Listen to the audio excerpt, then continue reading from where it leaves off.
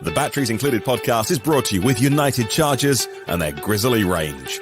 The next generation of Grizzly is here. Meet the Grizzly Ultimate, the most powerful AC Level 2 charger for home use. With a maximum current of 80 amps, that's 19.2 kilowatts.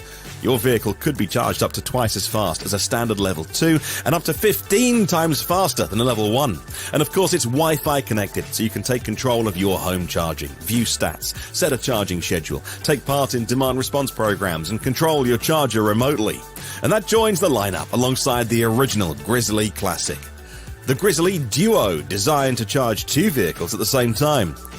The Grizzly Mini, a portable charging station. And the Grizzly Smart, a revolutionary smart EV charger. Those chargers can adjust the current from 16 amps up to 40 amps, that's 9.6 kilowatts. Plus, the Grizzly Ranger IP67 rated, built in Canada, and with the highest quality materials. You can order yours right now. Go to unitedchargers.com, that's unitedchargers.com. Hello, and welcome to the Batteries Included podcast. It's June the 7th, 2024, and this is episode number 40. Thank you very much for joining us. Hey, Martin, that was awesome. On today's show, we'll be talking about the deep refresh of the Rivian R1 vehicles, Hyundai announcing the Ioniq 5 will be built in Georgia, Volvo EX90 production begins in South Carolina, and of course, much, much more. I'm Dominic Ioni. Joining us today is the peerless Mr. Tom Malogny, senior editor at Inside EVs and host of the YouTube channel State of Charge. Well, if you're watching this, if you're watching this on YouTube, you'll notice that he's not actually here at the moment, but he will be here, like as Martin says. We have all the faith in the world, right, Martin? No doubt. And right, and of course, Kyle O'Connor joins us. Well, hopefully he will be joining us from the majestic, practically palatial halls of Autospec Studios, where he produces high voltage videos for a number of YouTube channels. So Kyle, if Kyle does join us, he's going to be joining us from a road trip in the Porsche Taycan, where he's traveling from Zuffenhausen, Germany, to Istanbul, Turkey, in a Porsche Taycan with some Porsche folks.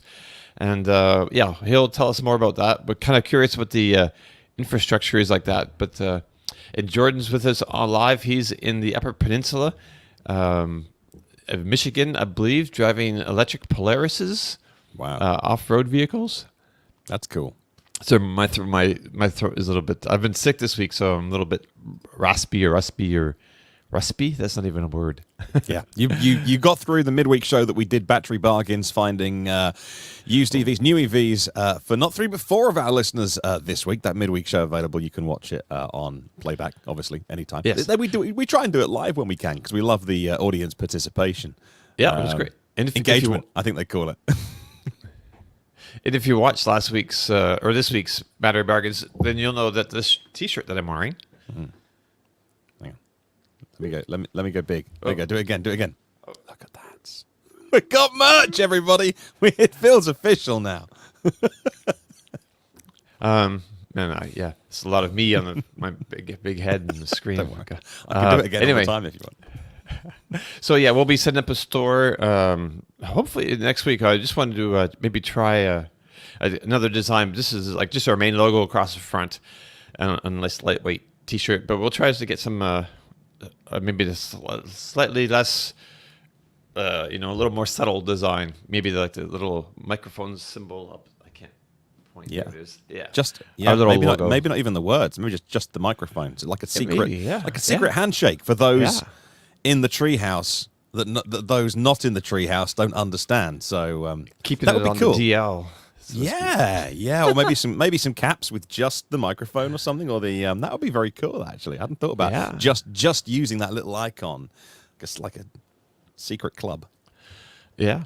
All right. So we want to talk about the Rivian R1 refresh. That's kind of like the big story, right? And Kyle and Tom both went to that, and so we're going to wait for them to come up. I don't know if there's anything else you want to talk about. If you want to talk about any of that kind of stuff at all yet, Martin, or you want to move on? I'm happy to wait for the guys who were actually there and saw it. And you finally got to the end of Kyle's 2-hour-long video, which you said was exceptional and really well explained it, and had people presenting the various new things of the refresh.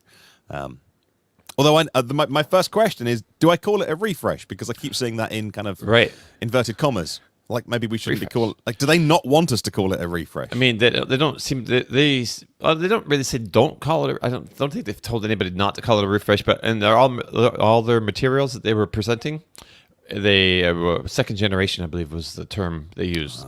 There you go, second generation. Okay. But usually I think with a second generation, it's like. Is it usually a platform change though? It's like the completely chassis has been reconfigured and things like, isn't it? No. This is a pretty big update, so we can go with that.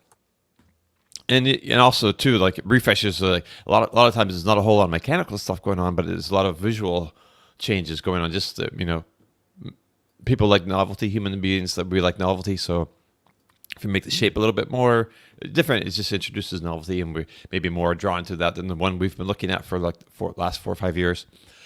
But this one doesn't have that. It looks kind of like the same. But there's a lot of big changes. But we can talk about that in a bit. So I'm happy if you want to start giving the lowdown on the stats and what have you, and then maybe Tom, because it's only going to be slightly late, and then maybe Tom will be here, or it's totally up to you. Yeah, I mean, I don't know. What do y'all think out there in the audience? We can start on the Rivian stuff, but yeah, we aren't the two guys that were there. Maybe you can go to the next thing then if you want, and we can catch up when Tom arrives. But today's show will mostly be, I think, about the Rivians, because it's big, exciting news.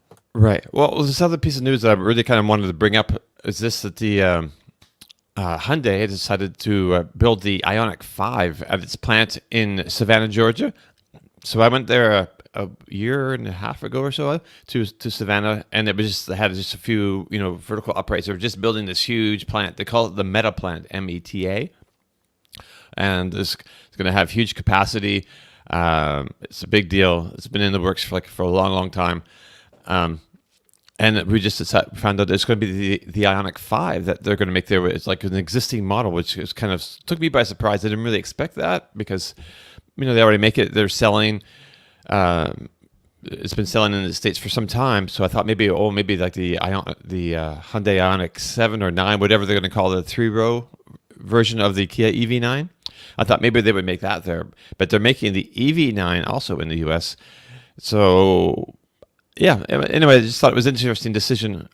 And we'll see more and more of this, won't we? As the Inflation Reduction Act and the various incentives start to filter through, and those investment plans are 2, 3, 5, 8, 10 years, and so although there may be a change of administration in November where you are, you would hope that investment in electric vehicles, those budgets are long signed off. And although there might be some tweaking, as we see Ford are doing and GM sort of scaling things up and down, that the overall investment plan stays the same. But one of those big ones is Hyundai Kia Genesis, completely committed to electric vehicles. Yeah. They're not wavering in the slightest. And then when you look at some of the monthly sales numbers, overtaking Ford in terms of EV sales in the US earlier this year, only behind Tesla, and you start to think, actually, maybe they've got something up their sleeve, and this is obviously one of those things they can access those. Because until now, they've been chipping in the $7,500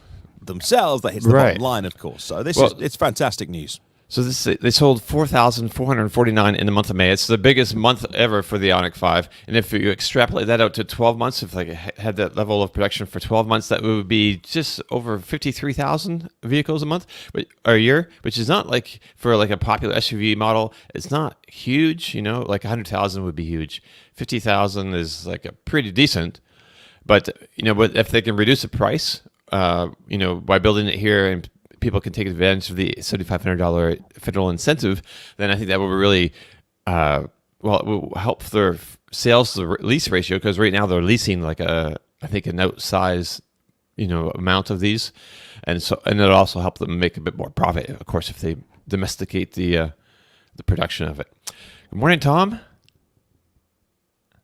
Are you? I think you might be. I got to unmute. Hey guys, how are you? Sorry, there's a few ticks late.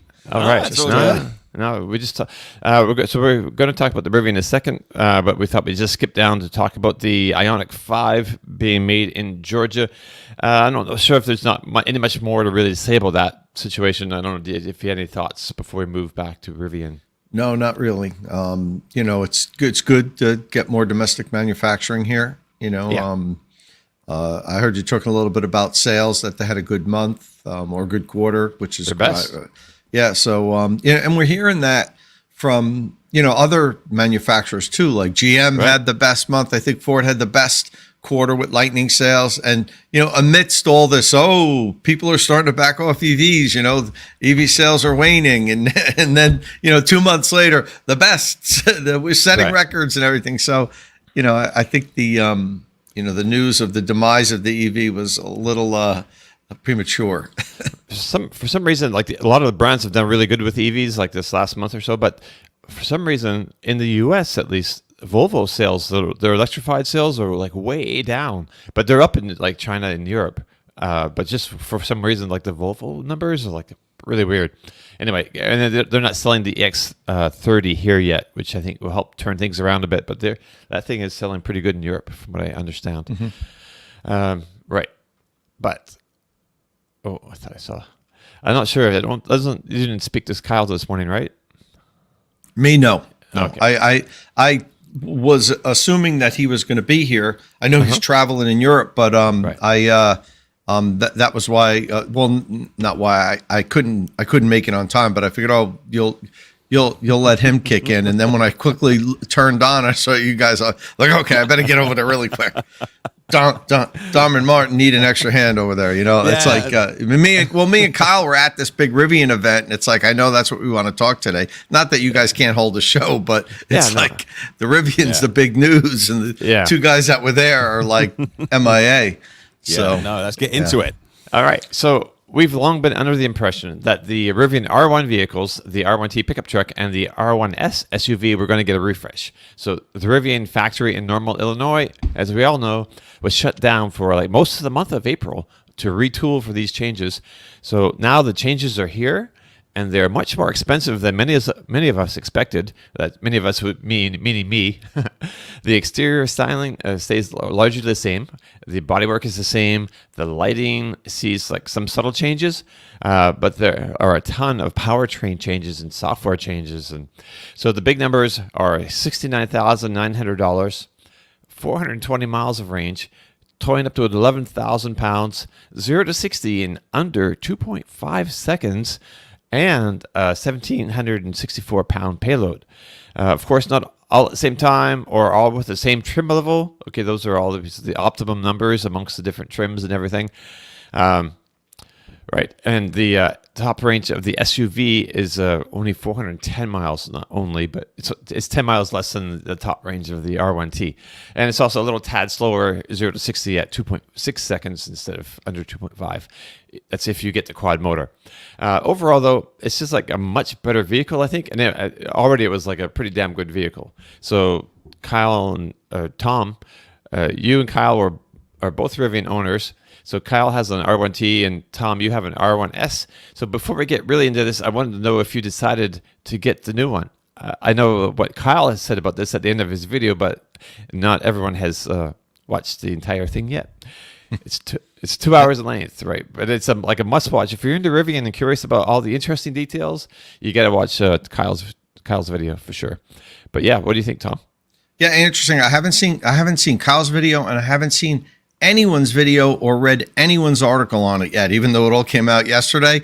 Wow. I just finished 3 consecutive trips, and I got home Friday, and it's like for Thursday. So I'm just unpacking everything, and so it's as if I just left the press drive, But so. Yeah, it really is surprising to me the amount of change that they made in a vehicle that's only 2 years old, and that's why they call it Gen 2. And I was just kind of like everybody else, like, this is a refresh. Look at it; it doesn't look that much different. Why would they call it Gen 2? And honestly, it's kind of in between a refresh and a next generation vehicle. But there's enough change that they made to call it next gen. I have no need to go out and get another vehicle. We'll talk about it, as we talk now. The one reason that the only reason, honestly, that I would consider it is the improved ride quality.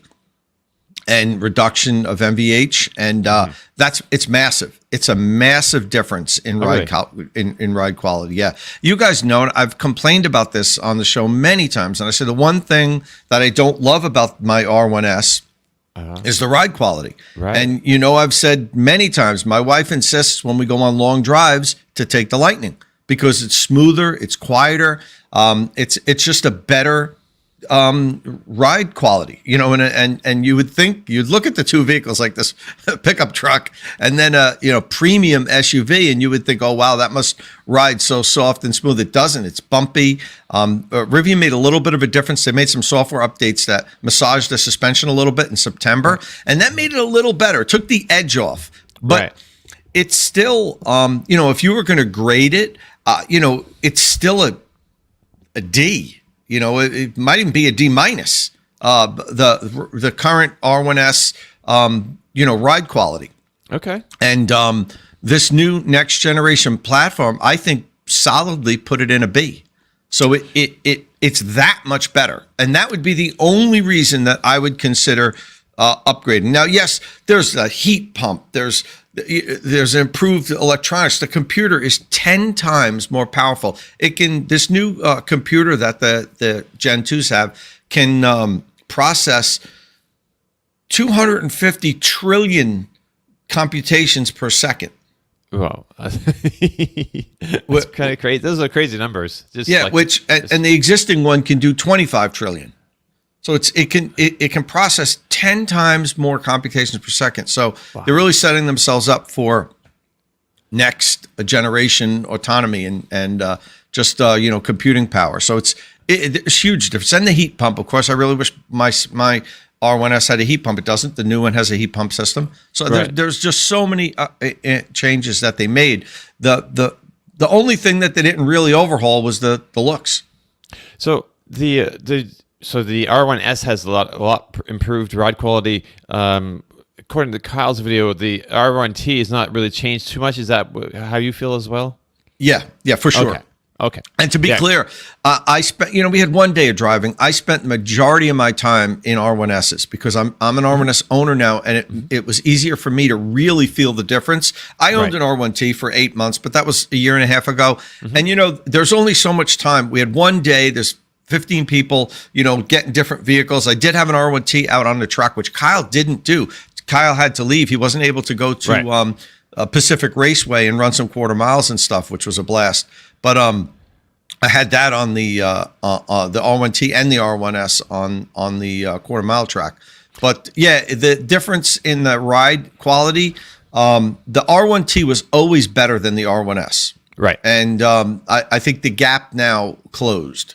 Right. I remember the first time I got in the R1T, it was like, I felt that it was really firm, and I kind of liked it. But then, after it got softened up again, I got to, I drove it across the country, and it was, it was much nicer, actually. So a real quick question here. Tom goes crazy. A comment of the F-150 considers a Cybertruck. Then Rivian comes out with a truck and leaves both in the dust, basically takes it down. Haha, makes sense. No, as I said, the improved ride quality of the R1S still doesn't meet my Lightning's ride quality. Right. Okay. The Lightning is still better. It's like a pillow, right? Yeah, it does. It's soft, but it doesn't handle as well as a Rivian does, and it's not as capable off-road and everything. There's always compromises you make. So I'm not. I still. If I had the new improved R1S, I would still take the Lightning on long drives. To be honest with you. Right. So there's a bunch of changes to the vehicles, and I thought we'd just take them a few of them at a time here. So like maybe starting with the motors. I don't know if you can tell us what you can tell us about these new motors. I didn't do deep dive with the motors. I know the motor configurations and stuff, and I have all the specs, Dom, but I didn't spend a lot of time talking about those. Right. So now all the motors are in-house. Before we had the quad motor was Bosch motors in Gen 1. That my two Rivians had the Bosch motors. But when Rivian came out with the dual motor setup, was it last year or a year and a half ago, they made their own motors in-house for the dual motor. So now the dual motors are still made in-house. The quad motors are made in-house now also. So they don't outsource for any of their motors. And now there's a new tri-motor configuration with one motor up front and 2 motors in the rear. So that's the new configuration. There's different power outputs for, I think, across the board. Right. The quad motor, which is their new, top of the line, with all in-house motors that are oil cooled, so there's less thermal derating, has 1,025 horsepower and 1,198 pound-feet of torque. So it's a beast. Right. And I did quarter mile in 10.8. And that was the first time I ever touched 10 seconds personally driving a vehicle on a quarter mile. Rivian says it's 10.5 is optimal, but we were making runs after runs after runs. The vehicles can't, and I think when I did that, it was at like 81% state of charge. So, pack voltage was down a little bit. I'm not sure if you could feel the difference of that, 0.3 hundredths of a second. No, probably not. As a matter of fact, the second run that I did, which was in an R1S, which the R1S is a little bit slower, felt faster. I thought I had beat the other run that I did, but I looked down and it was like 11.1, I think. So, and I was surprised because I was like, wow, I thought it hooked up a little more. And the biggest problem was, and we were using the track glue or whatever that's called, for better traction. I don't know if it was helping or hurting. Oh, really? Cars were hopping. It was like, and I'm no expert on track prep and whatever, but Rivian was doing everything they could to keep the tires warm and, keep the surface right. And it was still launching with such force that the vehicle was in the beginning was doing a little bit of a dance, which, I'm sure cost a little time. Well, I think the motors really make up a huge part of the story here, because one of the big problems with Rivian vehicles was its tendency to overheat under like a lot of like towing, for instance, or like hard driving through the mountains, whatever like that. So the motors would derate relatively quickly, and that was one of Kyle's big complaints about it, because he's done towing across the country with that thing, with his R1T, right? So that makes a I talked to Rivian about that specifically, and they were like, 100%. It should almost never derate in this situation. Of course, find the right situation, tow 11,000 pounds up Pikes Peak, at 70 miles an hour. And, but they were confident that it wouldn't have a problem. But they also said, and look, even the existing R1 platform, that was not common to have derating. It was, you can't look at things that Kyle does and some of the other influence and stuff and say, oh, this is what normal use is going to experience. We do specifically edge cases to see what's going to happen under the extreme, but they seem to indicate to me that, and they monitor this stuff, pulling codes and stuff, that derating hasn't been a problem, but now it will be less of a problem. Right. Or at least they'll say it hasn't been a major problem.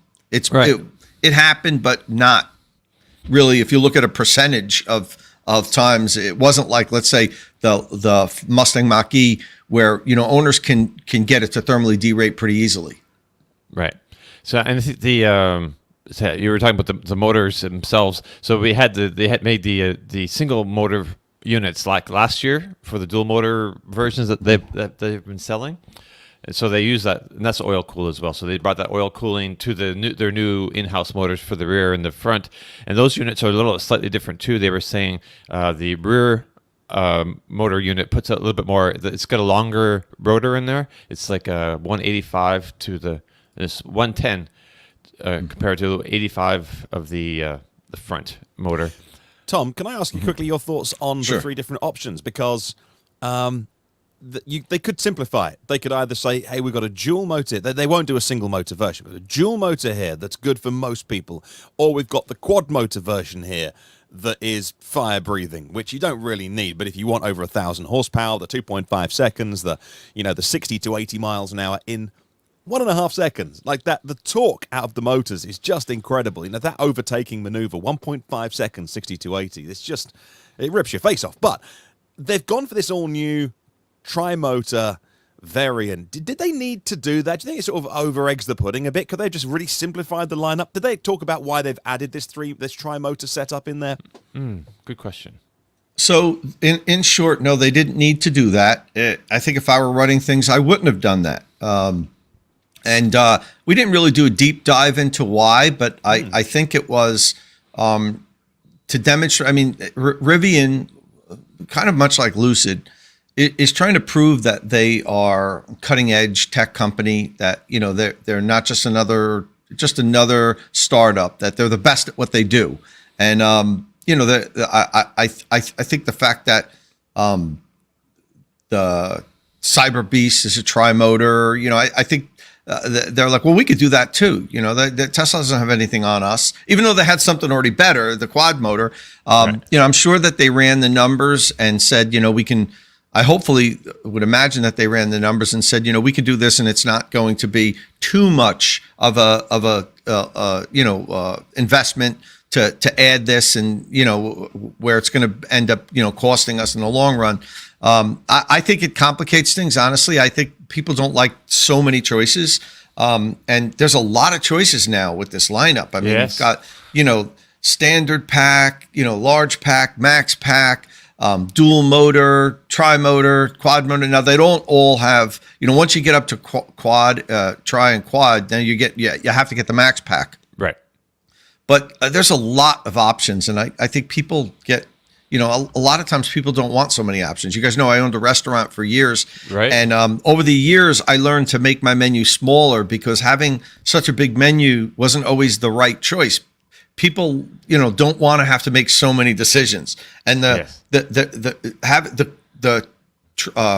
dual motor is powerful and fast enough that, you know, I don't know that we need the tri, but it must not have been a very expensive thing for Rivian to engineer that and add it and say, well, we'll put it in here, see what the take is, you know. Yeah, 665 horsepower, 3.5 seconds, about 4 seconds, 0 to 60 on that dual motor. It just seems like all the vehicle that people will need. But anyway, I know you mentioned batteries, Dom. I don't know if you want to touch on the batteries, Dom. Let's touch on some batteries. So the batteries have been changed significantly as well, right? So I understand we have a LFP pack for the base dual standard trim, which is like 92.5 kilowatt hours, that they say is good for 270 miles. But the large pack is getting smaller. It's like 109.4 kilowatt hours now, good for 330 miles though.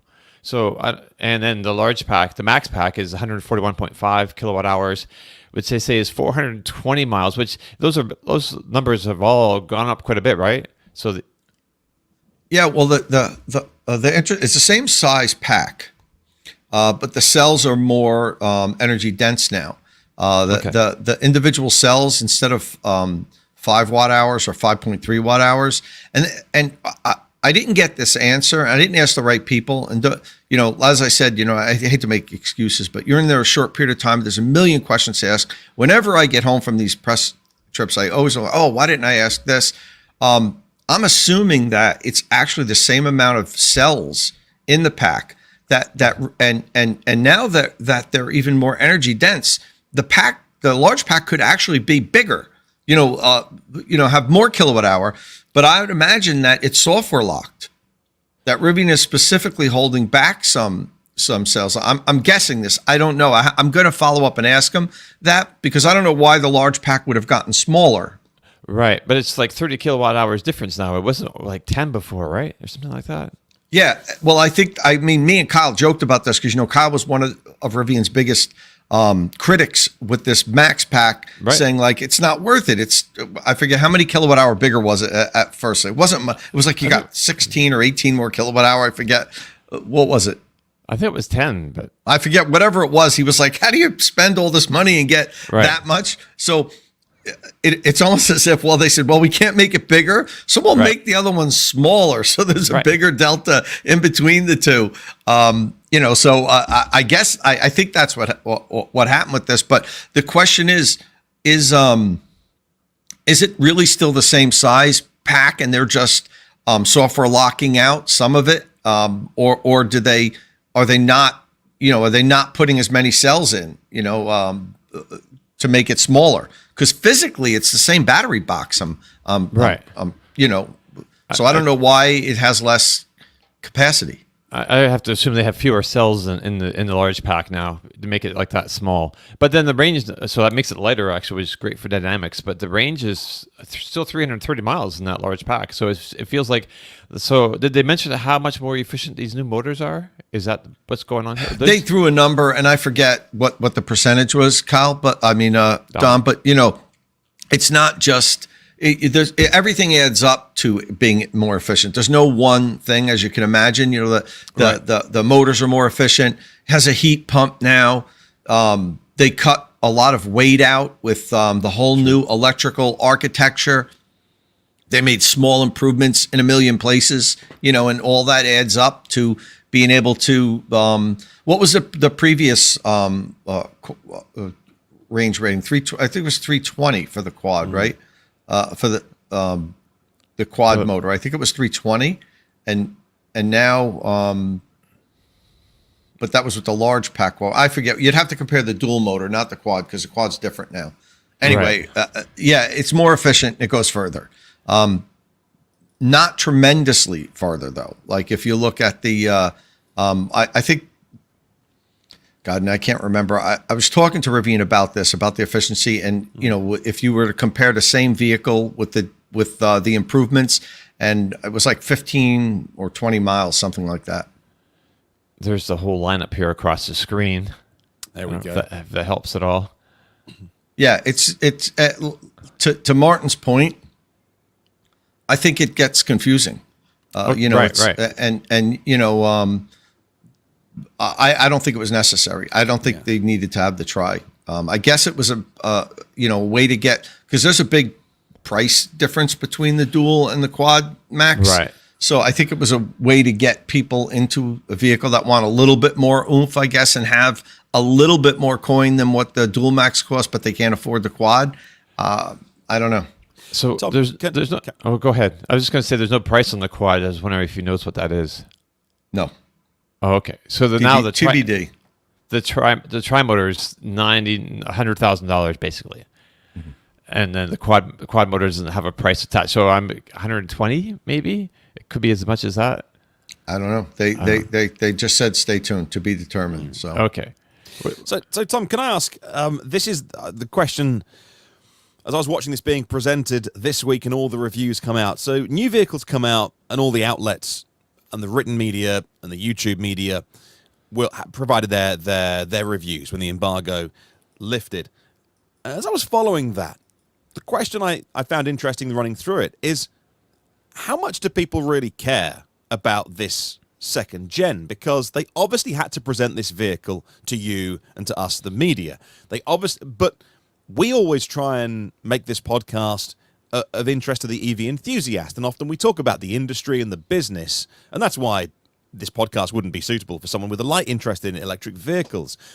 But it seems like so much of the improvements were under the skin, like they talk about the battery pack. The part count is down from 47 to 26 parts. The assembly is 37% better. The cost is 83, or the welds are down by 83%. Like, this sounds like a Sandy Munro video, right? Which interests a certain segment. His videos do very well, and people are interested in the technical side of electric vehicles. But how much of this update really does affect the end consumer who just wants a great truck at the right price, a great vehicle at the right price, versus kind of the engineering and how much it actually affects the company? Because there is a bigger picture here in that we want Rivian to survive and thrive and get through to the R2 and the R3. We want them to make it.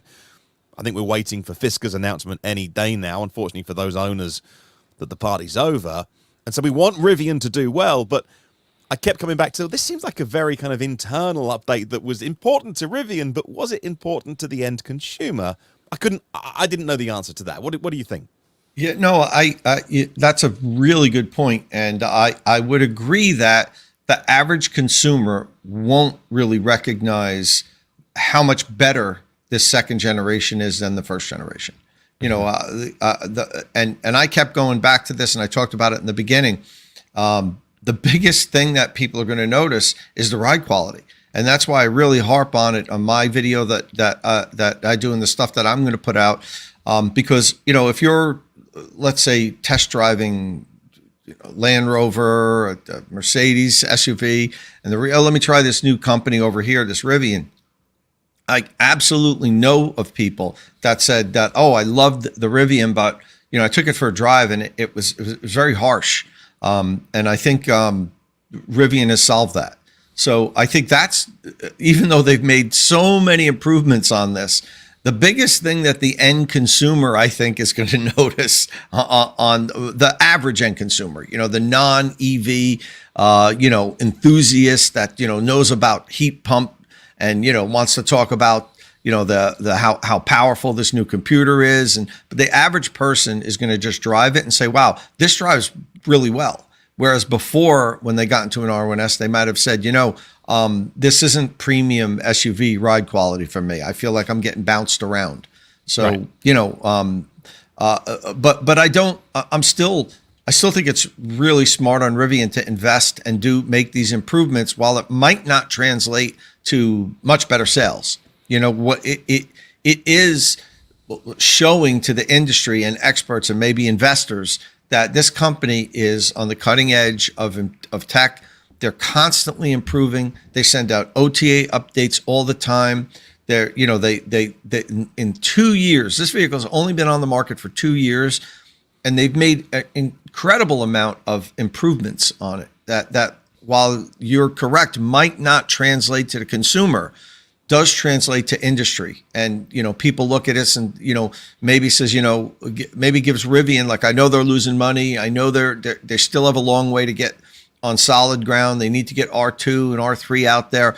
But look at what this company is doing, and it might make people feel a little bit better about investing in them or so forth. So now, my next question was, whilst Rivian wanted and are very excited about things like the wiring improvements, a huge amount, something like 1.6 miles or 2.6 kilometers of cable taken out of the vehicle. That's 20 kilograms, about 44 pounds of weight out of the vehicle, which is is huge in terms of a vehicle getting better iteration to iteration.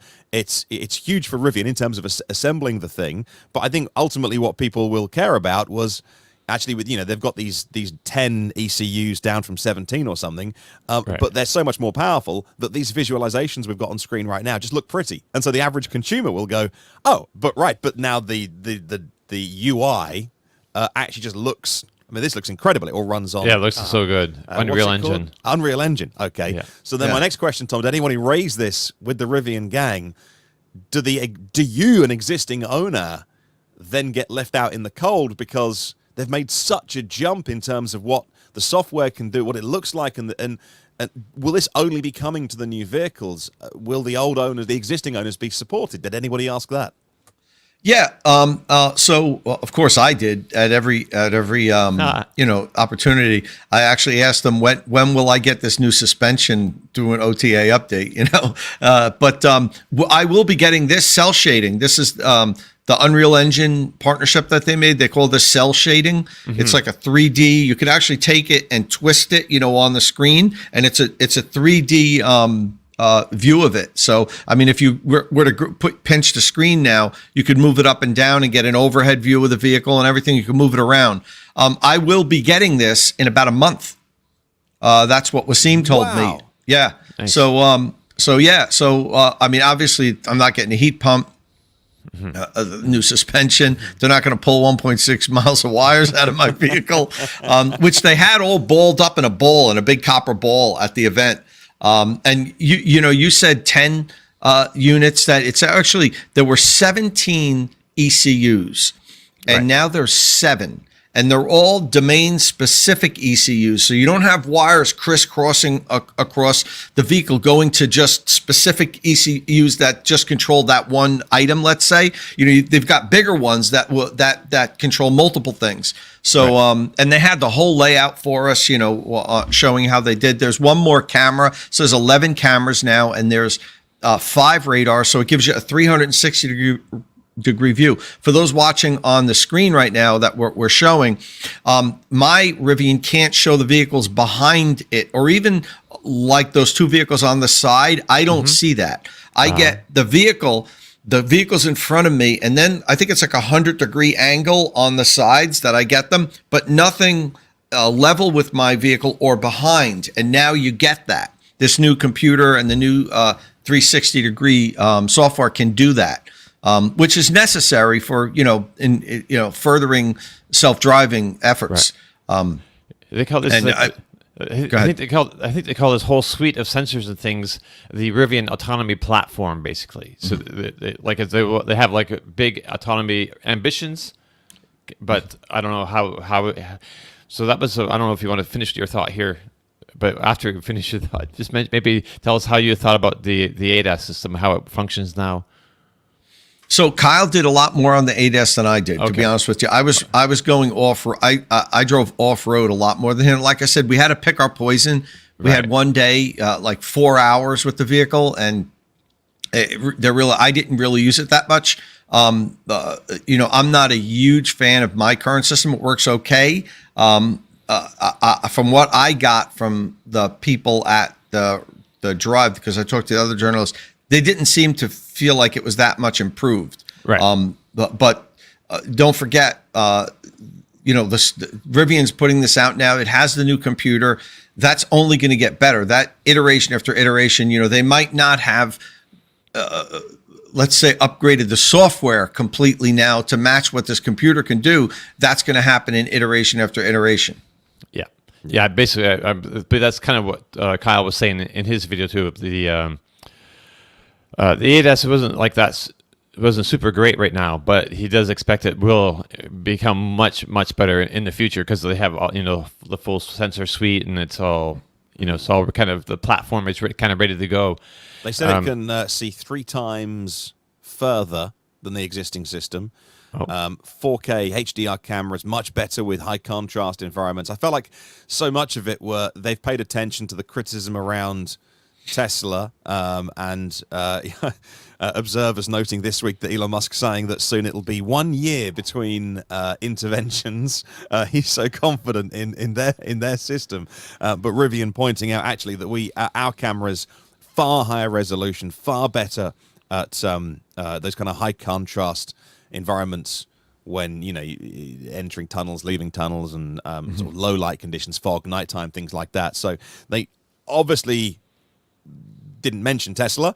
I guess not, obviously. Some car companies would throw shade directly. I think Tesla probably would. But they didn't. Rivian always quite a classy outfit. But they certainly made the point, I think, that later this year when it fully rolls out, that the hardware suite is easily the best in North America on any electric vehicle, which I thought was interesting.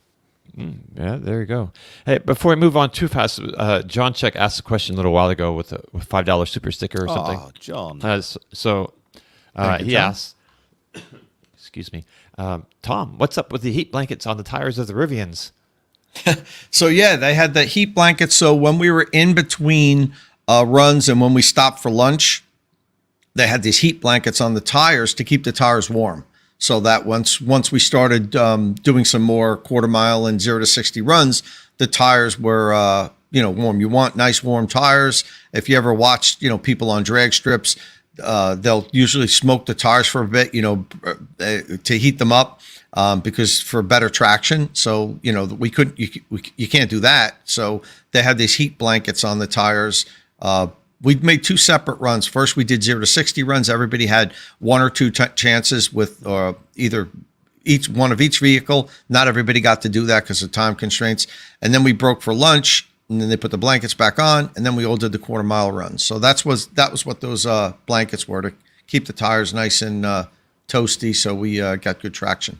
How much did they go into the software side and the connectivity side? There's the new digital key stuff that I need to read up on fully, but also the Google Cast stuff as well. I know you use Google, but it'll work with iPhone as well. Access to over 3,000 apps and a much better connected experience. Was that part of the presentation they went into with you? Not a whole lot. We talked about it, but like I said, if this was a 2 or 3 day event, we might have had time to spend a lot of time on that. They went over all the changes and all the updates, and then next day it's like, okay, we're out on the trails, and there's not a lot of time. We didn't have time to touch on everything. I wish it was I wish I had another full day while I was there, but you don't always get that. So no, Martin, we really didn't discuss it that much. At least I didn't. I could have pulled one of their experts aside to talk about that, but I was asking about the other things. So I didn't spend a lot of time on that. It seems exciting. I knew they were doing something with built on top of the Google experience, but not running Google. They do their own software stacks and things like that, but a much tighter integration into things like that. And I think that is, I'm waiting for that kind of full Google experience to come to more cars, because I use it in the Polestar and it just works.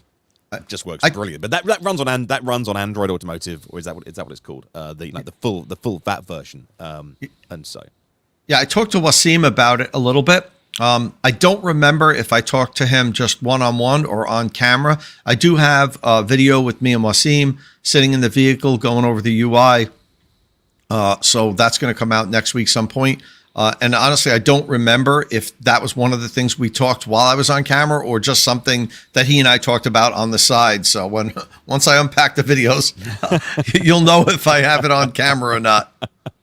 Max says it's all built on top of BlackBerry QNX, which is interesting. I didn't know that. I didn't know what that is. So I'll go and find out. It seems super interesting. So either way, it looks like it is much more seamless than it used to be. And he says Polestars is severely limited by the processor from 2015. I haven't noticed mine. I got the launch edition from 2020 as well. So I don't know if they updated it in the newer Polestars.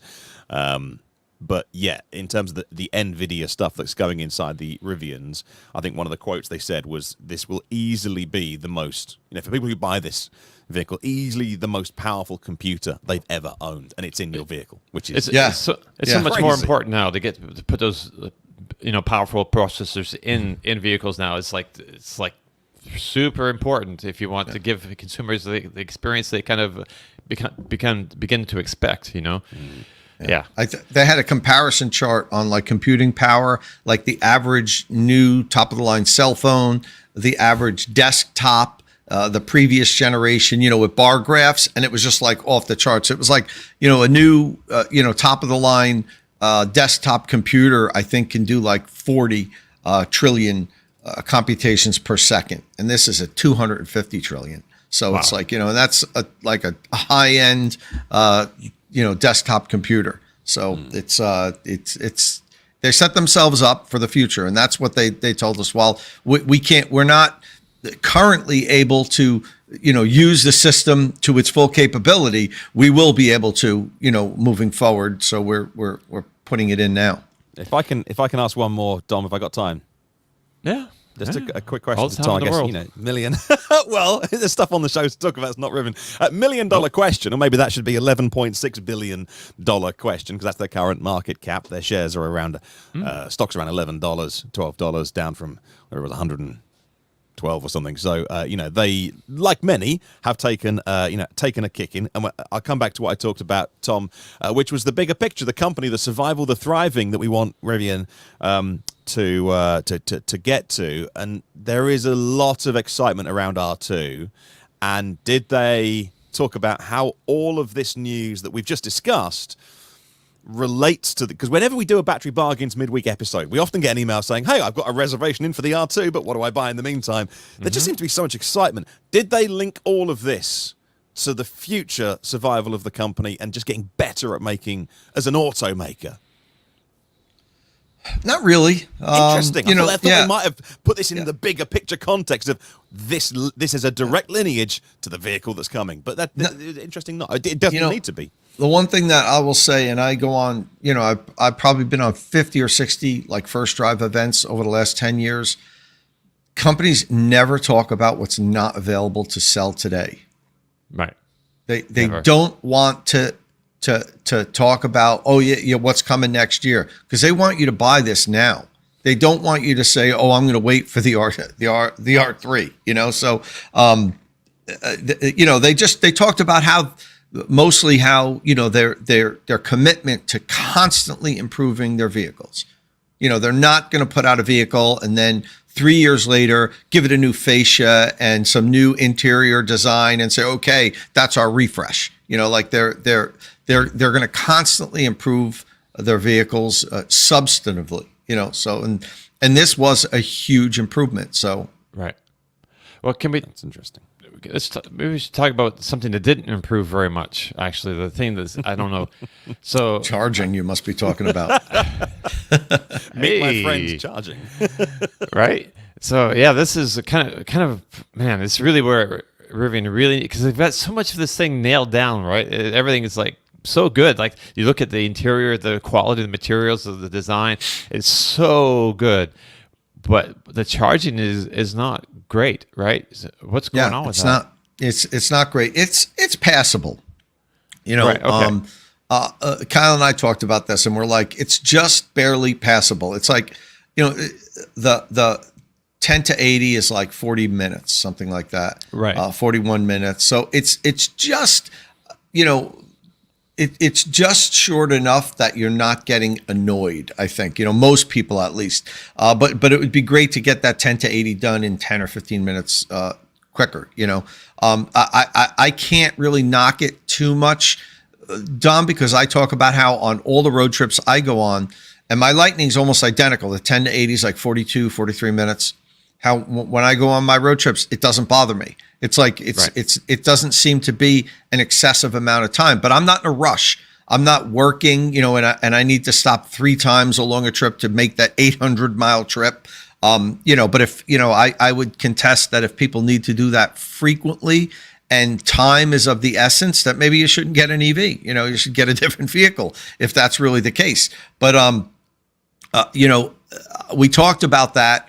We talked about the LFP pack and, wanting to get a charging curve mapped out on that. The fact that it's going to have a little bit of a lower peak charging rate, the LFP. I think it's going to be 200, and the other vehicles go a little bit higher, but it should hold that for longer.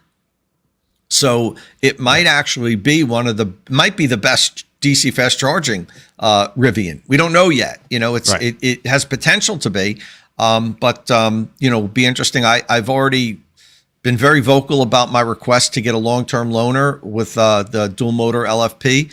And unfortunately, what I was getting back was we're not going to put those in the loaner fleet for really? That they're going to stick with the higher end trim, which automakers do that frequently. They don't put the lower trim options in for journalists to drive, because the vast majority of journalists might, complain about the range or they're not thinking about the Kyles and the me's and a few other people that really can articulate why you might want this vehicle, as opposed to, having the top of the line with the longest range.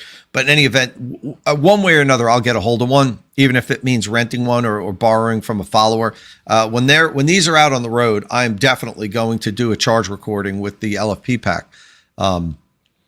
Another thing that I talk about with the charging, since we're talking about charging, Dom, was I was hammering them on not offering an 80 amp onboard charger option, because for me, I know we dwell a lot on DC fast charge, but most owners charge 90+% of the time at home.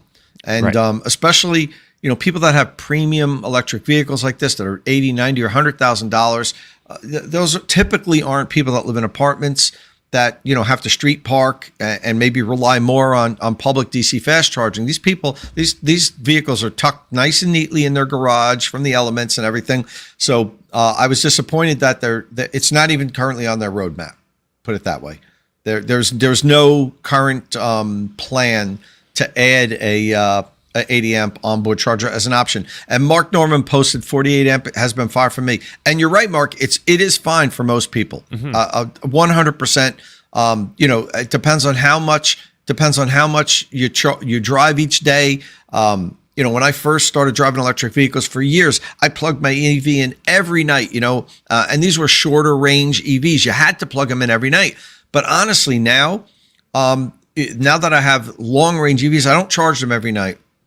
So sometimes there's been times where I'm like, let's take the Rivian somewhere, and I'll hop out and I'll be, oh wait, I haven't charged it in a few days. Let me check, and I'll check, and it's at 20% state of charge.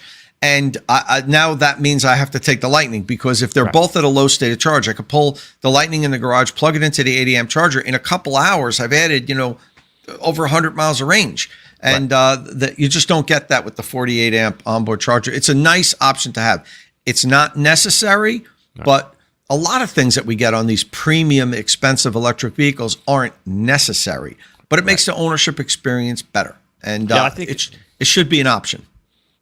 I think looking at the part of the market that they're aiming for, it looks like, I'm looking at that interior. I'm thinking like, that's kind of like Range Rover territory. You should have all those like little conveniences and touches. It is this.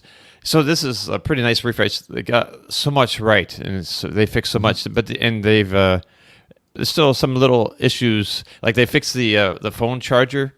There's so it has a capacity. What do you call phone charger? They didn't really fix it. Right, exactly. They said they fixed it, but I was using it and it still wasn't working right. So Rivian's, wireless phone charging pad is garbage. I can't use mine, and the new one was supposed to be improved on. It wasn't working well either. So they can't get that right. I just saw like an aftermarket something with it, and they had like a magnet, kind of thing. So it kind of holds it in place while it charges. And the Rivian could have done something like that, but it's just like a slot, and this phone can still slide. It doesn't slide left to right so much now, but it can still slide forward and lose the charging contact and not work so well. And mine, even without sliding, I had to position it perfectly to get it to start charging. So they're still, for some reason they can't get that right. It doesn't work. I just keep mine plugged in. Jordan's poking you. I can't, Jordan. At the R3 launch, or not launch, the review, when they were showing it in New York City, I talked so much about the fact that that's why one of the reasons why I sold my R1T is because they basically lied to me. I ordered it and I never got it, and I could tell they were getting annoyed. I talked so much about it, so I didn't bring it up at all at this launch because you don't want to. You don't want to annoy the people you're trying to get information out of. But I was like, yeah, it's you guys know I put it up against the Lightning. I was going to keep the one I wanted more. And that might've been one of the defining things. Cause if that had the camp kitchen, I might've kept it, I would have definitely used that. Yeah. Right. Good shout, Dom, on the Range Rover, because of course we are getting a Range Rover full electric sooner rather than later. I think we get it this year, made here in the UK, and I think it's probably fair to say that the Rivian, we already know the Rivian's going to do some things better, with an R1S than a Range Rover. I think the compute, the software power, the visualizations are going to be better. I don't think. Jaguar Land Rover have the pockets deep enough to build, they're building a battery gigafactory here in the Southwest, and they have their owner has enough money to do whatever they want really and get that business through to be a successful EV maker. Rivian, as bizarre as it sounds, is a scrappy upstart worth 12 billion, and a lot less than they were. But and they've got money in the bank to get through. But still, there's no doubt when the Range Rover arrives, it will do some things exceptionally that Range Rovers do. It will be very luxurious. It will be aimed at a certain type of buyer. But I don't think they're not going to go for 2.5 seconds on a quad motor version. They're going to go for Unreal Engine stuff like that. But they'll certainly have to reach a standard of things like CarPlay and things like that, and a certain, but which their buyers will expect. But I think we already know that the Rivian will out-tech the Range Rover. But you have to ask, who's buying 100,000 plus Range Rover or Rivian R1S? What is their priority? And partly that'll be the badge, partly because they've owned Range Rovers before, partly it'll be that comfort. And most Range Rovers never really go off-road anyway, so. Part of it will be just having that, that brand of going all electric. So Rivian, very smart to get out ahead of that, get into the market with this new technology, and more importantly, all the improvements it makes for their company, as well. So it'll be interesting to compare it to its competitors. Yeah, Rivian's kind of like the American Range Rover now in a way, isn't it? Sort of. At least, well, not as new.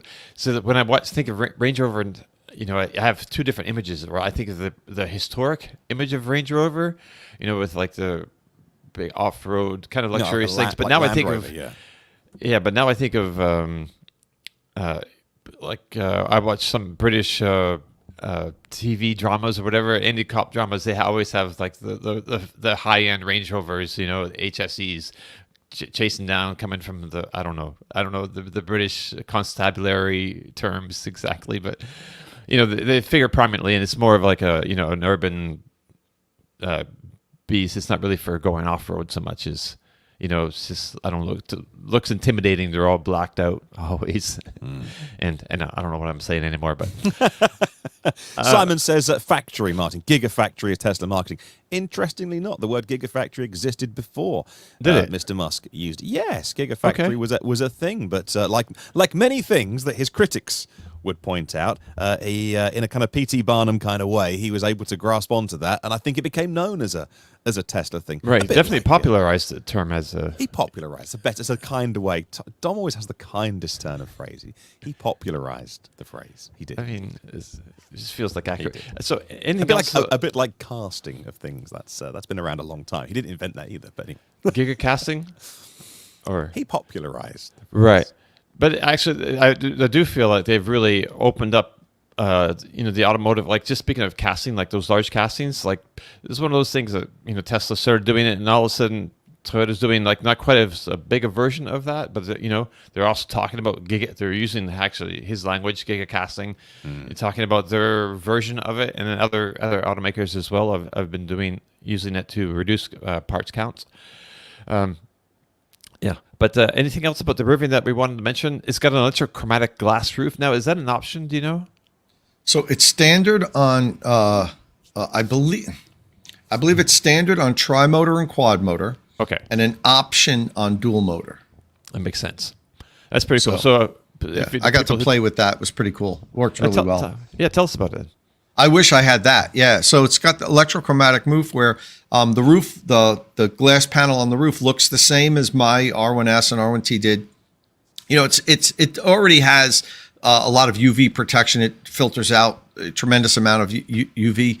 But with one touch of a button on the screen, it then just blackens out. A lot of not a lot, but there's quite a few electric vehicles out there that has it. Porsche has it for the Taycan, a really good system there for the Gross Turismo. I don't know if it has it for just for the. It's not available, I don't think, on every version of the Taycan, or maybe it is by now, but I think at launch it wasn't. And it really works well. I mean, it's. I have a nice video where I set my camera up and I'm like turning it on and off, and you could like see all the trees and the sky and the clouds, and then I press the button and it's just like black, and then you open it up again, and it's just like, I mean, it's witchcraft if you ask me. It doesn't become opaque though, right? You can still see you can't see images through it, but you can still light comes in, right? I would imagine some light, but not a lot. Oh, really? Okay. I didn't really drive with it. They didn't have it on many of the vehicles, so I never got a chance to drive with it. I was just before I left, I was like, wait a minute, I don't have any video of this, and they're like, well, I think that R1S over there has it. So I just set my camera up and was turning it on and off, and it's pretty black when you turn it on. I mean, I'm sure some light is going to get through, but in the position I was in, it looked like it filtered everything out. Nice. Cheddar Kung Pao, who has the best YouTube name, says his iX has a electrochromatic glass roof and he loves it, or they love it. So that's cool. Yeah, I'm looking forward to seeing that. There was the street. What do you call it? Street Turismo? What is it? No, it's not Street Turismo. It's Cross Turismo and Sport Turismo. Sport Turismo and Cross Turismo. It came out in the Sport Turismo, but in the Porsche, it's in sections. Yeah. But in the Rivian, it's like the whole. It's the whole thing. Yeah. The whole thing at one time. Yeah. Sweet. Okay. Yeah. Finally, so you also drove it off road a bit. I don't know if you want to tell us a little bit about that. I watched Kyle's little version of that. And he said it was like so easy, to drive sideways and stuff off road. I've driven the Rivians off road like that before, and I'm not. I'm not really into an extremely experienced off road driver. It felt the same to me as the original quad. Okay. I can't, Kyle said it reacts quicker. And, the last time I drove a Rivian off-road was 2 years ago, like that type of extreme off-roading. So I can't remember exactly how it feels. Kyle still has his R1T. He regularly takes it off-road. So he would be much better to comment on how responsive it is in compare. And I actually made a video with Kyle, which I'm going to be putting up on my channel. It's just me and him. Actually, a Rivian rep was sitting in the back seat, and I'm like, "Let's hop in the car. You drive, and let's rip around this course a couple times." And the whole video is just the camera on Kyle talking as he's going like, "Wee!" Like you see the mud splashing up on the windshield and everything. So, I'm gonna have that up. Unfortunately, I didn't put a camera in the windshield to show outside. I just have a camera on Kyle, so it's just Kyle doing this and mud splattering up on the windshield. So, and the two of us talking while he's doing it. So I'll use like B-roll that we shot of the day of me driving and other people driving, as while we're driving. And I'll note, this isn't this specific drive, but it's of us driving in the day. So we had some fun there. It's always fun when Kyle and I are on the same wave of a drive. We'll always hang out for a little bit.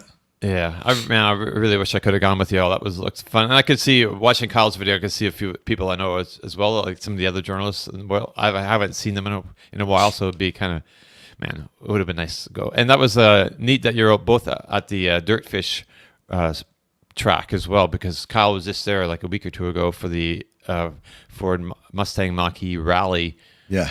I think it's the same track that you were just there, right? Yeah. It's a good track for that. It's a Dirtfish driving school, like this off-road driving school place. So right. That was a lot of fun. But I wish Kyle could have come to Pacific Raceway with me, and we could have lined up against each other and had some fun and raced, But I will say I was 2 for 2. Both of my runs, I won. We didn't. It wasn't officially racing. We did side by sides though. We did side by sides, but the stress was, this isn't a race, guys. Right.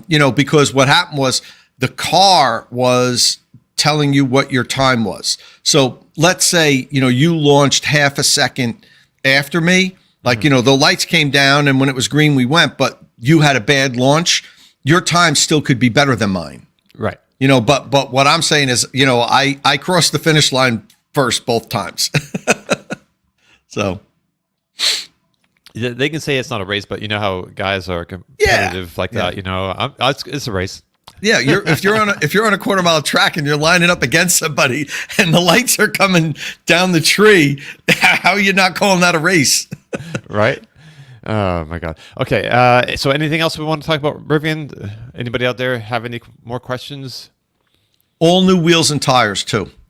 Oh yes, true. All new wheels and tires, like 5 different tires. The wheels for the Max Pack Quad are specifically designed summer Michelin like street tires. So if you are to get that version, you're going to want to get winter tires too, because this will not fare well in cold weather areas in the winter. They're summer street track tires basically. Right. So but all new, a whole set of new tires, and the Max Pack Quad gets the Rivian like. It's like a Sasquatch guy. That's like the Yeti guy. Uh-huh. They get an emblem of him that goes on the back of the vehicle. So, which is pretty cool. I might order one like through the parts store eventually or something, and put it on the back of mine just for fun. Right. Kyle was, in Kyle's video, he mentions that people are going to do that. You can use it to identify like the quad motor ones. I think it comes on the back of the quad motor. Yeah. But he says you can't count on that, because people are going to just put that on there. Going to buy one and put it on there because it looks Well, I have cool. a quad. I'll put it on mine. Yeah. I'm not cheating. There you go. That's right. What did I see that? Oh, Sharon B asks, can Kyle actually drive as well as he thinks he can? Sometimes he's not wonder. slow. Yeah. No, he's pretty good. He's going to be doing some racing later this year with and the same series with Drew. And we were talking about it, and he says Drew is definitely faster than he is, but he's going to try to pick up get some time in between then and now, or now and then. And yeah, he is. But he's a good driver. Kyle's a good driver. He really is. When you go on these trips, and he's an enthusiast, but he's had the opportunity to practice a lot. Don't forget, Kyle used to lease a track in North Carolina. Yeah. So, he could just hop out on a track and drive all these cars that he would get on loans, and even his own cars. So if you have the accessibility to that, it's all about practice. Even when I do these press drives, the first lap or two I do, whenever I'm in a Porsche or something and they let us come on the track, I admit my first run or two is not good. And it's because maybe it was 8 months since I've been on a track. But then if you have the opportunity to do 7, 8, 9, 10 laps, you start to get good at it. Kyle just keeps going. He's always on a track, whether it's an on-road track or an off-road track. So yeah, Kyle's a good driver. Yeah. All right. Right. So was there anything else? I think that's probably, we should probably put the Rivian to bed. Yeah. Okay. Last thing before we go, there's also 2 new interior options for the Max for the Max Pack. Yeah, which are really nice. The floor mats are like a plaid layout, and really nice looking. I might order the floor mats and put them in my even though the color wouldn't be a perfect match, they look that good. So So this is we talk about a refresh versus a next gen. They did a lot of improvements in the vehicle. And the light bar, the LED light bar in the front, it shows your charge percentage. There's 10 increments, and it also Rivian puts out software updates on the holiday and stuff, temporary, like Tesla does. That does they had a Halloween one last year. They said we're going to do real fun things with that light bar, dancing light bar. So yeah, it's just one thing. I'm sure we missed some of the improvements that they made. That's how many improvements they made. And the light bar can do different colors now too. At least that new segment of it, right? The segmented part, right? And the segmented part is also on the rear. So if you're if you put on your hazard lights and you're stuck in the middle of a lane, you can have them go certain way, this way. Yeah, people point around you, which way to go around you or whatever. Yeah, so that's nice. A little touch. I had one more, Dom.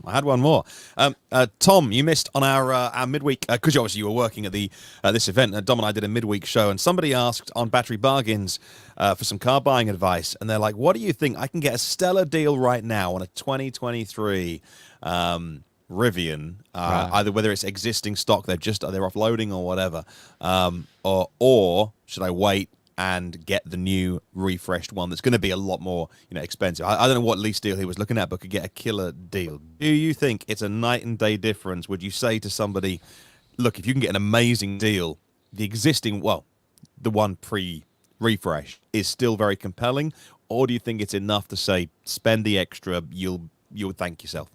So that's really going to depend on how much that extra is hurting your budget. If you're very well position financially, it might be worth getting the new one. But from what I understand, so they had some really deep discounts and awesome lease deals to clear out the inventory. Rivian did not want to have first-gen vehicles and second-gen vehicles available at the same time, or at least very little overlap. That's never good when that happens. So if I would tend, it depends on how important the ride quality is for you. Because as I said, to me, that is the biggest tangible feeling difference is the ride quality. I would probably, if it was, $15,000, $20,000 difference, I would get the Gen 1. Right. Nicholas is asking the same question. We asked that. We started the segment with, are you getting the new one? I believe you said probably not. Yeah, no, I'm not getting the new one.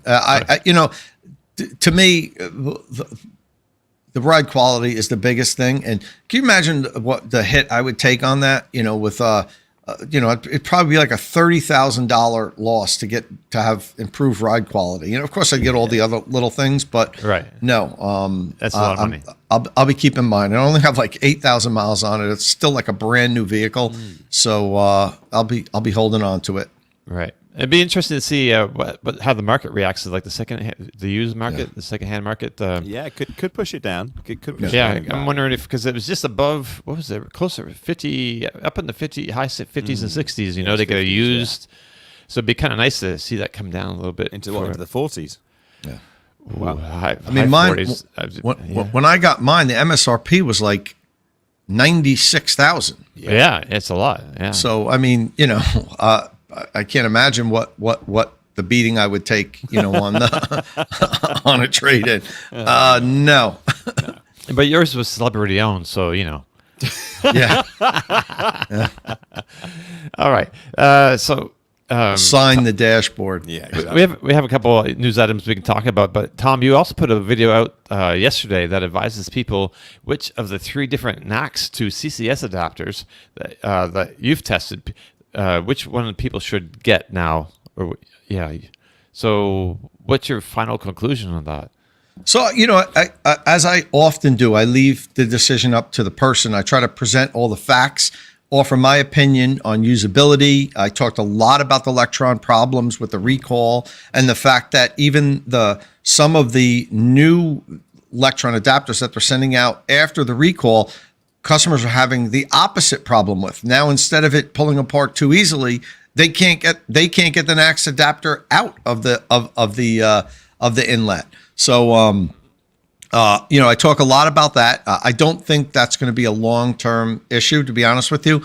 There's some tolerance issues that Electron is just working out. The A to Z had some early tolerance issues too. This happens with manufacturing. Don't forget, all of the NACS connectors aren't always the same size. Some of them out in the public have been beaten up and dinged, and some of the plastic could take a 1/2 millimeter of thicker plastic, and that's just enough for it to make it very difficult to get it in and out.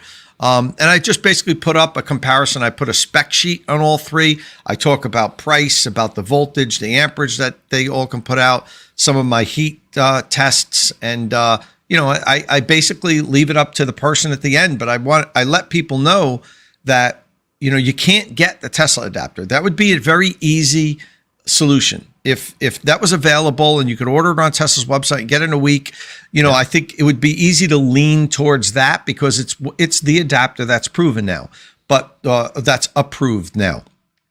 But you can't get it, and Tesla isn't putting it up for sale yet. I don't know when they're going to put it up for sale. We don't know how much they're going to charge for it, and we see that the Ford and Rivian and GM hopefully soon is going to be shipping these. They're telling their customers, some of my followers are telling me, I just got the email back from Ford, like, expect your delivery in October. So, you know, people don't want to wait. And that's when you have to go for the third party. And both of these worked fine for me. The A to Z seems to be probably the most solid choice right now.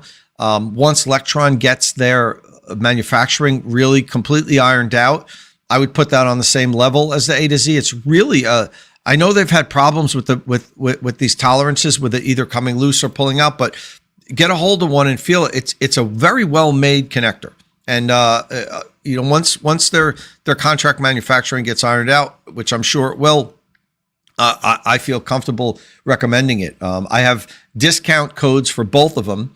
The 10% A to Z discount. If anybody wants to order one, when you go to order it, put in state of charge with no spaces. You get 10% off. And if you get the Electron, but Electron is only putting out this for 1 week now. It's 15% off the Electron one. The A to Z adapter, I have a standing discount for A to Z, and I'm going to have it for their full product line soon of 10%. But, you know, if you want to grab one, you're thinking about getting one of these too, you got a week to save 15% on the Electron, and the A to Z will be 10%, which will continue. But I feel comfortable telling people they can use either one, even though Electron's had the manufacturing problems. There's nothing wrong with the innards. There's no issues with them, like, you know, overheating or melting or anything like that. I've gotten engineering reports on these, the testing reports, continued use. A to Z sent me a whole ton of of data and charts on their internal testing, their engineering testing on how they're running it at like the full amperage for like 48 hours straight, and it still doesn't overheat, and it's still, the connections are fine. So I think both of these adapters are going to get UL certification before the end of this year. That's what I believe. It's just my speculation, but talking to engineers and the CEOs of both companies, they're both very confident that they'll be UL certified. And I think once that happens, the OEMs are going to say, if it's UL certified, it's approved to use on our network. I don't know why they wouldn't. I don't know why any company would say, well, I know it's UL certified, but it's not Ford certified. Yeah. Well, I think that's a good shout. So that state of charge code even works in the UK. I didn't know that I could. The A to Z EVshop.com just defaults to pounds. Obviously, it knows my IP address, and even on that, the state of charge discount code takes my 10%, £15.80 off of that. So that's pretty handy as well. Not that I need one or can use one over here, but it even works if I could. So there you go. Sorry, keep going, Martin. I just pop it in there and get some money off. That's cool. State of charge. Thank you. And A to Z has really taken advantage of Lectron's manufacturing issues in the recall now. Well, they got a surge of orders. I was talking to them last week, and they were like, we don't wish competitors ill will. Like we don't want anybody to have a problem, because it's going to hurt the whole industry. If any one company has some type of serious problem, people are going to say, don't use these third-party adapters. So honestly, A to Z wasn't relishing in the fact that Lectron had this recall and everything. They were like, I hope they get this straightened out so it doesn't harm the whole industry. But with that said, our orders doubled the last 2 weeks. So. It's a lot of people want access, and they just don't want to wait. Yeah, and I think they figure. Listen, let's say you use my code. You buy the A to Z, which is $197. You get $19 off. You're down to $170 something, and then Ford ships you your adapter in the fall or whatever. Right? You put if you don't want to keep two. Most people will keep two. But if you don't want to keep two, if you put that thing online somewhere, you probably get $100 for it. So what are you losing? $60, $70 in the interim, and in that time you'll have the opportunity to use it now. Right. Yeah, it's interesting. I really should find the name of the person that said this, but obviously there was the GM call this week, and it wasn't Mary Barra, but someone was asked about when GM will get Supercharger access, and they said 2024, and then I think afterwards their comms team or PR to whatever, I should find the person that gave the quote and the outlet that they gave it to came back and said, no, that we didn't mean 2024, we mean spring 2024, our plans haven't changed. Right. To which the outlet said, spring's officially over now. And so, but when they said, well, it'll be in 2024, of course, they leapt on that to go, oh, hang on a minute, you've given yourself a runway of another 8 months' time? And they really backtracked on that, but I don't know the name of the person from GM. But officially, spring is the 21st of this month, so we're still in spring. Okay. Yeah. It's only 'cause I got so the equinox, we're still waiting for that. Well, ignore me then. So they've still got time. I mean the lunar, the celestial equinox, not the car. Tom, don't get too excited. But what an argument to make! Like, come on, it's sorry we're late with the adapter, but the we've all gone to Stonehenge and held hands, and it's not summer yet, so. Come on. Well, undoubtedly, the whole Tesla Supercharger firing team thing has delayed it. It has undoubtedly delayed GM and the other companies. But the good news is what I'm hearing is that it's very soon that's going to happen. So, I think it's the next couple of weeks. I think it's going to. And you can order. GM is charging $25, I think, plus $25 plus tax. For the adapter. Rivian and Ford are shipping it to their customers for free. Right. With GM, you've got to go to your dealership. I don't think you can order it online like you could with the other two. You go to your dealer. You have to have your VIN of your vehicle because you need a vehicle. You can't just buy one. And then it's $25, I think, plus tax. Right. All right. So one last news story I wanted to hit before we got out of here. So Volvo EX90 production has started in Charleston, South Carolina. South Carolina.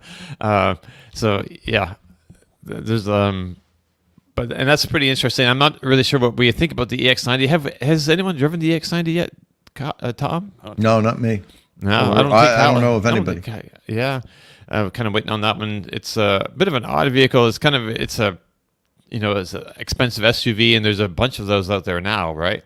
So it's going to be interesting to see how it can compete on price. But being made here, at least the versions of it that are under $80,000, because some of them are over, the ones that are under $80,000 should be eligible for the $7,500 tax credit. So that should help a little bit. But I think the bigger news around this, the EX90, for at least for some of us in the industry, that's just kind of interesting, is it's going to have the battery passport. So battery passports will be mandatory for electric vehicles sold in the EU, the European Union, from February of 2027. And that's going to show the complete composition of batteries, basically, including the origin of key materials, their carbon footprint, and recycled content. So it's a really good look at what's going into your battery pack. And that's kind of important because all the NMC batteries, the C in NMC stands for cobalt, and there are legitimate concerns about the supply of cobalt. There's a lot of the conditions it comes from mostly the Democratic Republic of Congo, and there's some child labor happening over there, and some mines or some. It's kind of loosey goosey. It's kind of I'm not really sure how you describe the situation over there, but it's not. Manufacturers need to take extra pains to make sure that the cobalt that they get from the DRC is not being mined by children. And I think they've done that. There are certification programs in place to kind of help them deal with that. But this passport is part of that whole situation, that people will have a more peace of mind that the materials in their batteries are mined by adults, for one, right? And there's also where they come from, the carbon footprint of mining and processing those materials as well is important, right? So this is a little too. It's come a couple of years early. This is like the first one doing this, the EX90, and it's in partnership with a UK startup called Circular that uses blockchain technology to map supply chains for companies. And that vehicle's the first that have that, and it's going into production now in South Carolina. And that's all I have to say about that. If anyone has anything else. Well, look, I'm not surprised Volvo were early. They were the first ones over here to declare themselves an all-electric future. When this was, I don't know the year. I forget when Volvo said we're going to go all-electric. Certainly nobody else was saying it at the time. And it was a bold statement. They went early. In many ways, they provided that cover for other car manufacturers to come out and say something similar. So I'm not surprised they are ahead. They talk, Volvo talk a lot about it. So does Geely and Polestar talk a lot about this. And I've said it many times in this podcast before that one of the fascinating things, I find it fascinating. I'm not sure it really permeates down to many people, but one of the most fascinating things is that over the last 100 years, the cars that we love to buy and drive, the car makers that make them had essentially become incredible machines themselves, incredibly good at buying parts from, tier 1, tier 2 suppliers, arriving at the factory just in time, to the hour, to the minute. And they just became very good assemblers, designers, and marketers, and not really producers, which is where Tesla took a lead. All of the chemicals that were materials turning up at Giga Nevada on the back of trucks 10 years ago. That never gets talked about. But this is why Tesla have such deep knowledge of doing the battery stuff themselves, because they genuinely have been doing it all that time. And so what's so interesting about this, I find anyway, is that car makers are having to entirely change what they're good at, which was being very efficient assemblers and marketers and designers and selling the dream of the motor car, to going literally right back to the mine. I always say, they go, right back to the mine. I use that as a shorthand on my podcast to illustrate how they've had to employ new people, learn new skills. And but they genuinely do have to go right back to the physical mine to know where it came from. And I think that is increasingly going to be something that obviously will affect materials used in lower end goods, devices, handheld devices, things like that, where you're not quite sure what country made that phone or that tablet, let alone where the battery inside it is from. But certainly with the car, big purchases like this, people will want to know the provenance of those materials. And so I'm not surprised Volvo have gone early and are exceeding that time scale on this. I think more people will be interested. Certainly, if you're selling into fleets and you're selling into anything that is involving kind of fleet buyers, they will have a bunch of sustainability targets that you're going to have to meet anyway as a car maker, or a vehicle maker, truck maker. So it makes total sense. Yeah.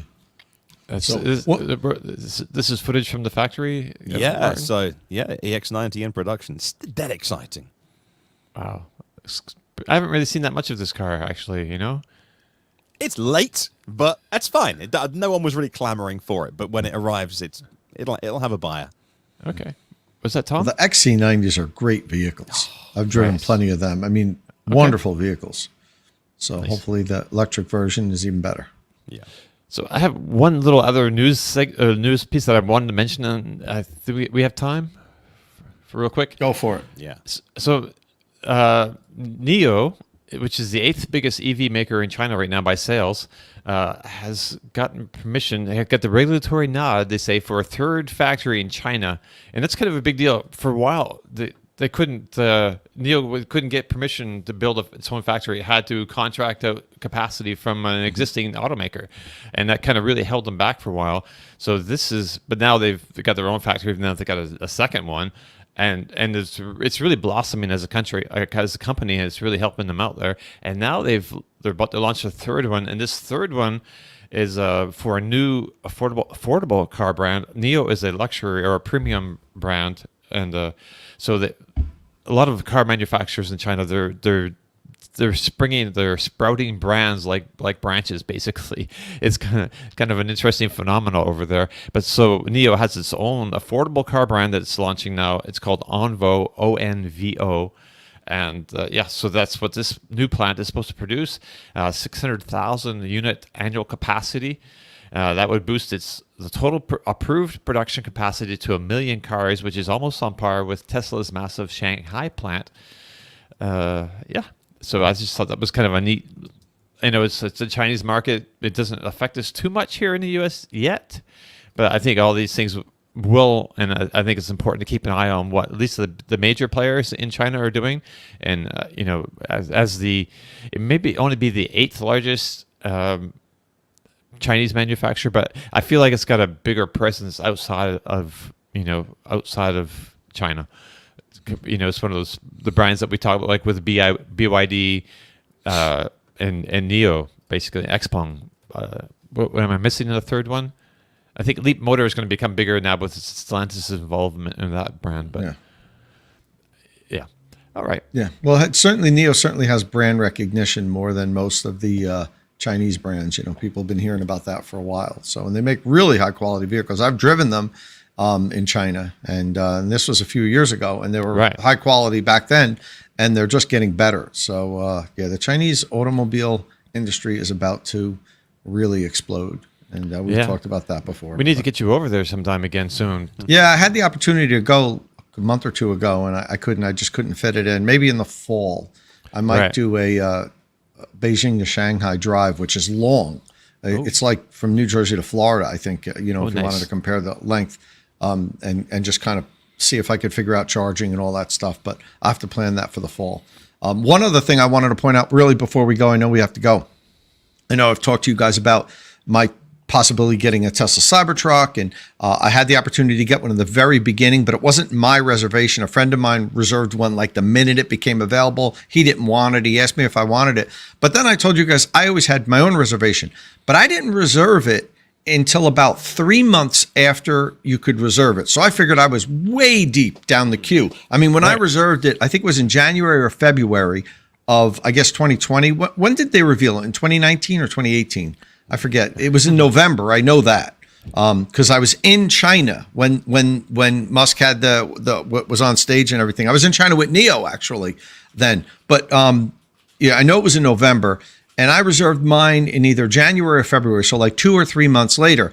And at that point, I think Tesla already announced they had 1 million reservations or something like that, a crazy number. So I figured I'm way down in the queue.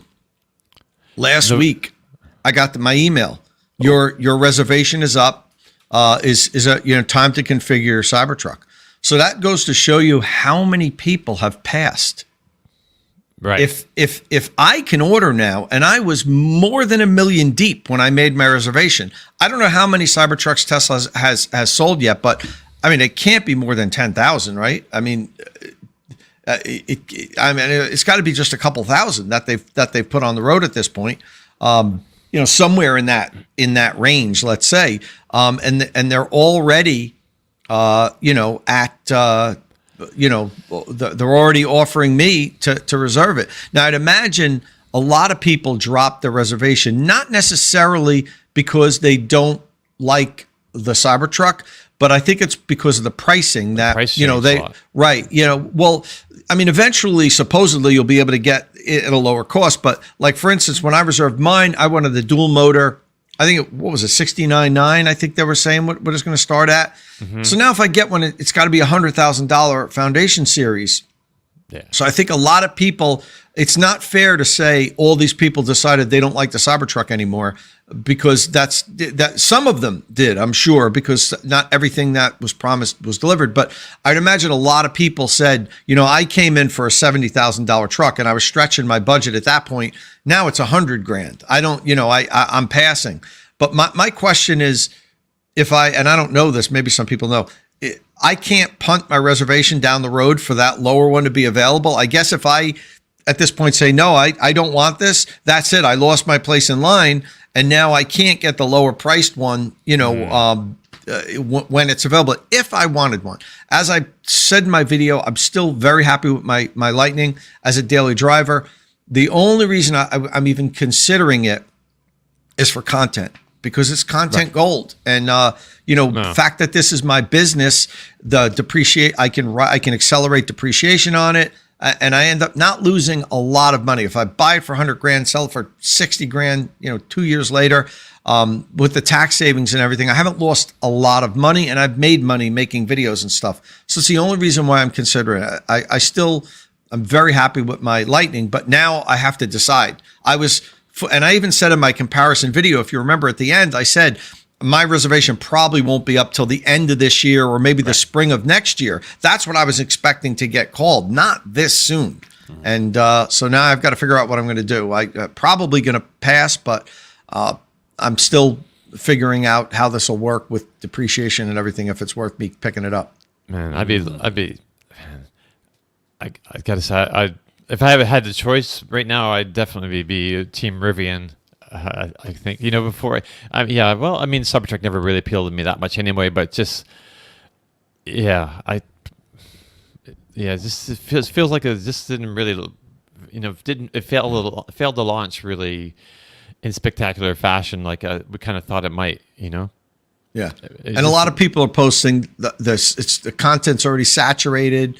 There's a lot of videos. Mm-hmm. It is, but also don't forget, I'll have, and I have my own segment of followers and so forth, and I provide different content. Everybody has their own unique content.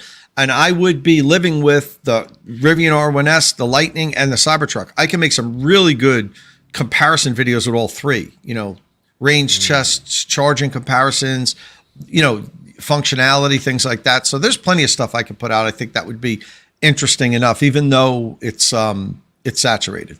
Yeah. And how do you pronounce that? Rabzi mentions a new Ram truck EV this year, right? Yeah. So that's another one to keep your eye out for. That could be content gold for good and or bad reasons, because we have no idea how that's going to be, because Stellantis hasn't built a whole lot of EVs they have their European brands which have 50 kilowatt hour front wheel drive EVs. That's au bout, as we say in Quebec. There's all kinds of them, but not the full size EV. So we're kind of curious how that's going to really work out. How they're going to do, in their manufacture of those. So anything else? So Any big news stories that I missed this week? I feel like it was like a really slow kind of news week, except for the Rivian news, really. Okay. I think that's about it. Not that I know of. I think that brings us to the end of our show. So if you have any questions or comments, please leave them below or get in touch with us on the social media platform of your choice. Don't forget, if you like the show, please give us a thumbs up. Click subscribe. Tap that bell icon for notifications. And thank you all again for joining us. And we'll see you again next time. Ciao. Bye now.